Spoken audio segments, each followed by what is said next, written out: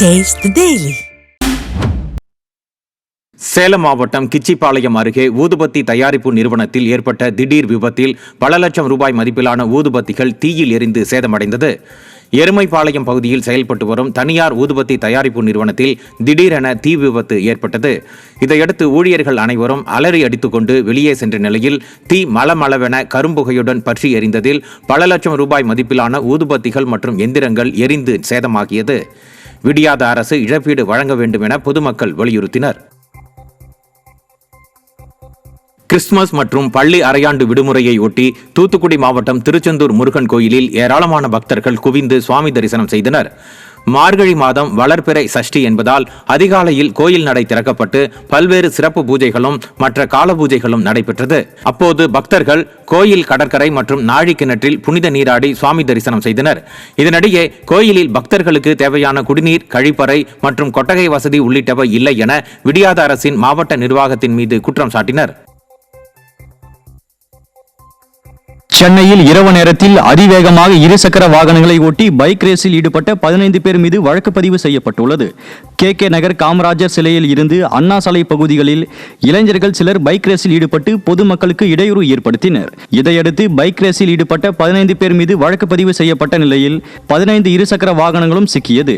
விடியாத திமுக ஆட்சியில் இருசக்கர வாகன சாகசத்தில் ஈடுபடும் இளைஞர்களால் பல உயிரிழப்புகள் நடந்தும் திமுக அரசு அதை தடுக்க எந்த நடவடிக்கையும் எடுக்காமல் அலட்சியத்துடன் செயல்படுவதாக பொதுமக்கள் குற்றம் சாட்டியுள்ளனர். புதுக்கோட்டை மாவட்டம் மீமிசல் காவல் சரகத்திற்கு உட்பட்ட பகுதிகளில் தொடர் திருட்டில் ஈடுபட்டு வந்த 6 பேர் சிக்கினர்.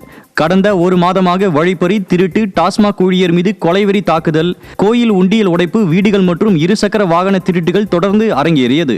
இந்நிலையில் சிசிடிவி ஆதாரங்களுடன் இச்சம்பவங்கள் தொடர்பாக 6 பேர் சிக்கியதை அடுத்து மணமேல்குடி நீதிமன்றத்தில் ஆஜர்படுத்தி சிறையில் அடைக்கப்பட்டனர். இதனிடையே ஏவல் துறையினர் ரோந்து பணிகளில் ஈடுபடாததால் இதுபோன்ற அசம்பாவிதங்கள் நடப்பதாக மக்கள் சாடியுள்ளனர். கடலூர் மாவட்டம் விருத்தாச்சலம் அடுத்த ஆலடி கிராமத்தில் உள்ள மேல்நிலை நீர்த்தேக்க தொட்டி கடும் சேதமடைந்துள்ளதுடன் தொட்டியின் உள்ளே 1 அடி உயரத்திற்கு சுண்ணாம்பு படிந்துள்ளது அதிர்ச்சியை ஏற்படுத்தியது.